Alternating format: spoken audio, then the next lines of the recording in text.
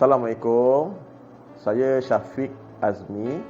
Hari ini saya akan menceritakan pengalaman saya belajar SEM1 di PLI JAIS. Sekarang saya sedang bekerja di Sekolah Rendah Agama Kampung Raja Uda di Pelabuhan Kelang. Saya lulusan ijazah sarjana muda perakaunan di Universiti Sains Islam Malaysia. Apakah itu DPLI? DPLI ni dia macam kita nak sambung jadi guru KPM tapi kita tiada lesen. Jadi DPLI itulah sebagai lesen untuk kita menjadi guru di bawah KPM. DPLI ini nama panjang dia ialah Diploma Pendidikan Lepasan Ijazah. Jadi kepada semua guru yang hendak menjadi guru Kementerian Pelajaran Malaysia perlulah ada Diploma Pendidikan Lepasan Ijazah ini ataupun nama singkatan dia DPLI. Requirement dia kamu perlu ada degree. Maksudnya kamu sudah belajar di universiti awam ataupun universiti swasta dan mendapat kelulusan dalam ijazah sarjana muda. Itulah kelayakan yang paling keperluan yang paling minima sekali lah untuk kita ambil DPLI ini. Bila kita nak ambil DPLI ini, kelas dia adalah pada setiap hujung minggu, iaitu Sabtu dan Ahad. DPLI JAIS ni kita ambil selama 3 semester ataupun setahun setengah lah. Pada semester pertama kita ada 6 subjek dan pada semester 2 kita ada 5 subjek. Dan semester ketiga kita akan ada praktikal lah, iaitu mengajar di sekolah masing-masing lah.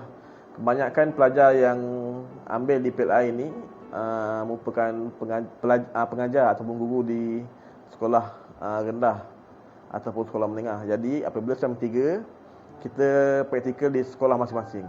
Cuma untuk pelajar yang tak ada mengajar kat mana-mana sekolah, bolehlah ambil mana-mana sekolah yang mudah dengan rumah atau dekat dengan rumah untuk mengajarlah untuk satu SEM saja.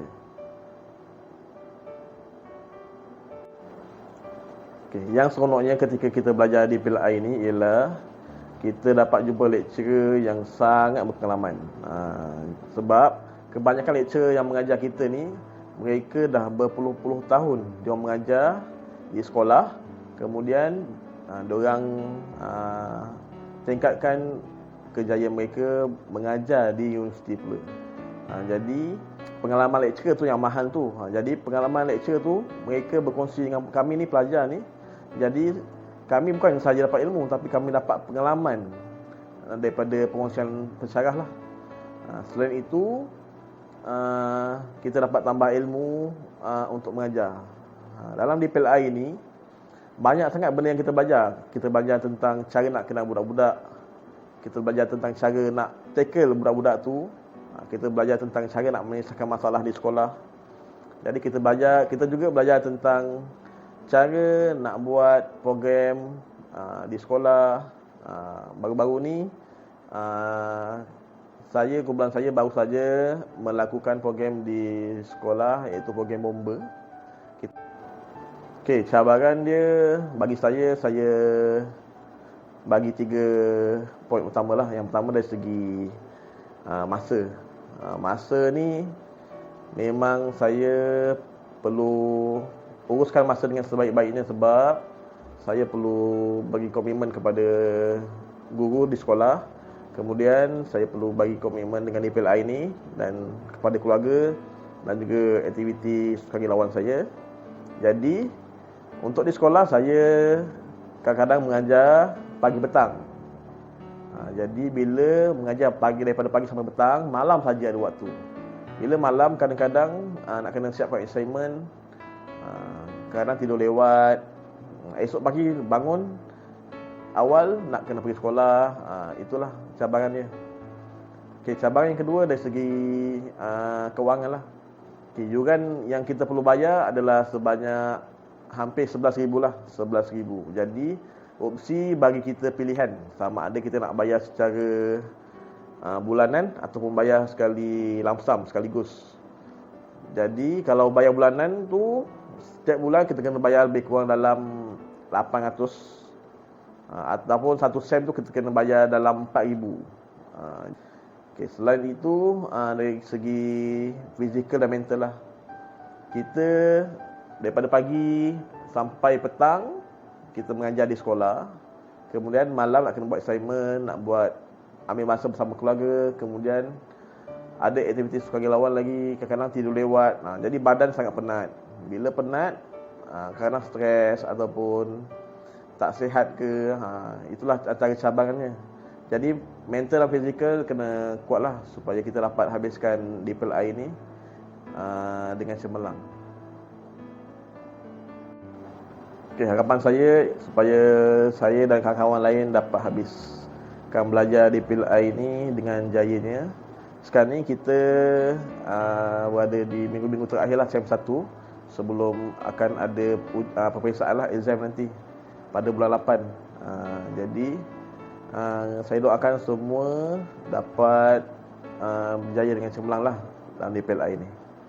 Yang keduanya, yang paling penting saya harap sangat supaya saya sendirilah dapat menggunakan ilmu yang saya belajar di DPLI ni di sekolah. Sebab yang paling penting, ilmu yang bermanfaat tu ialah ilmu yang kita dapat amalkan. Okey.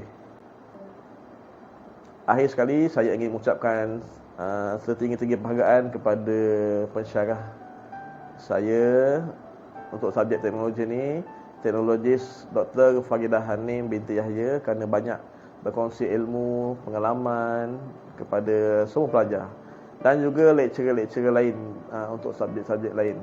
Jumlah keseluruhannya ada 6 orang lecturer. Mereka semua lecturer yang saya rasa lecturer yang paling best lah. Jadi itu yang paling seronok lah sebenarnya belajar di DPLI ni, sebab lecturer dia sangat supporting. Okey, seterusnya saya nak ucapkan terima kasih kepada ahli keluarga saya lah, ibu bapa, isteri, kemudian kawan-kawan sekelas, kemudian guru di sekolah yang memahami, yang banyak membantu, dan juga kepada semua kawan-kawan di satu kelas lah. Harapnya kita dapat kekalkan persahabatan ni hingga ke akhir hayat. Sekian, wabillahi taufiq wal hidayah. Assalamualaikum warahmatullahi wabarakatuh.